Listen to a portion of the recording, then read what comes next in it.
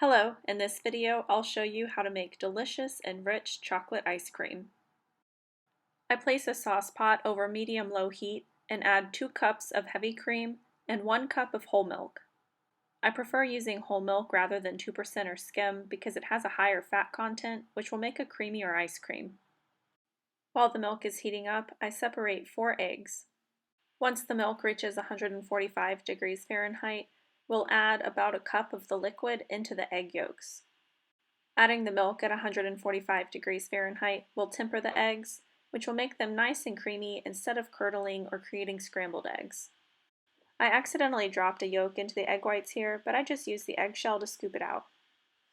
Next, I add a 1/4 cup of sugar to the egg yolks. I don't use the egg whites in ice cream recipes, so the egg whites can be used to make baguettes, angel food cake, or other recipes. Adding the sugar and the fat from the cream is going to increase the cooking temperature of the eggs because the sugar and the fat break up the protein structures and prevent them from gelling. This is a key to getting a smooth, creamy ice cream. Next, I add 3/4 cup of sugar and 1/4 cup of cocoa powder to the heavy cream and milk. I don't sift the cocoa powder, I just add it straight into the pot. I don't sift it for 2 reasons. First, as this cocoa powder heats up with the milk, it's going to dissolve into the milk. Most of the clumps that might be in the cocoa powder are going to come out. The second reason that I don't sift the cocoa powder in is because the sifter I use for cocoa powder is the same strainer that I'm going to use to strain the ice cream after it's done cooking. I don't want to have any dry powder left on the strainer because if it's left on the strainer when I pour this wet liquid through, it's going to clump at that time.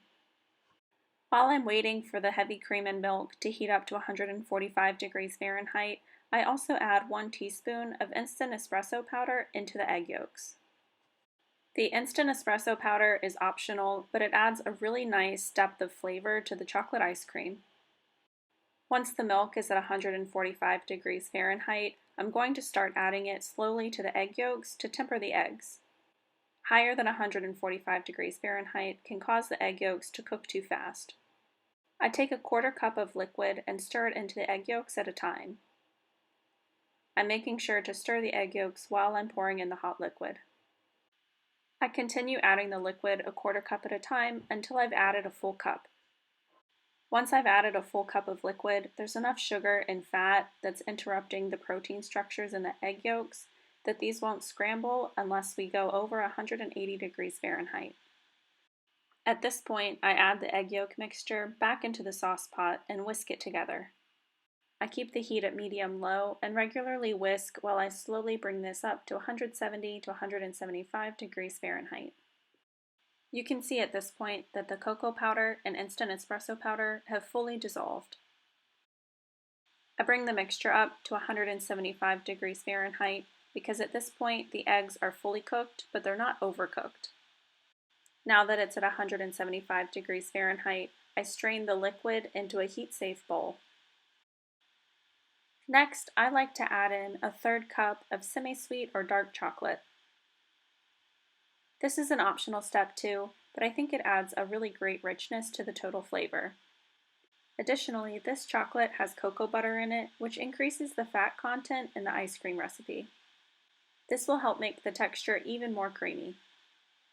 I stir the chocolate in until it's fully melted. Then I add in 1 teaspoon of vanilla. Next, I add in about 10 dashes of chicory pecan bitters. These have a great nutty, smoky flavor that complements so well with chocolate.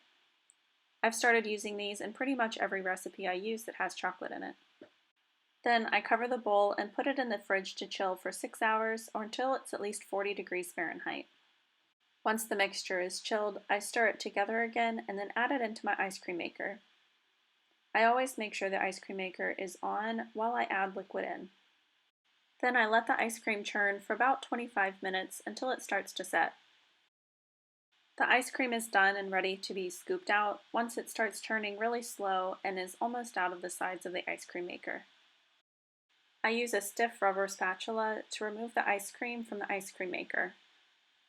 I also make sure to remove any of the ice cream off of the paddle attachment. None of this should go to waste.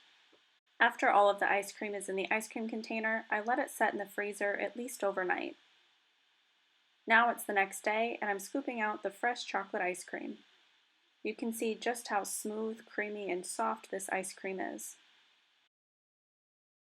I like to top this off with some fresh homemade chocolate fudge sauce. Then it's finally time to enjoy your homemade chocolate ice cream. Thanks for watching this video on how to make homemade chocolate ice cream. Let me know if you have any questions in the comments below, and as always, like and subscribe to see more content.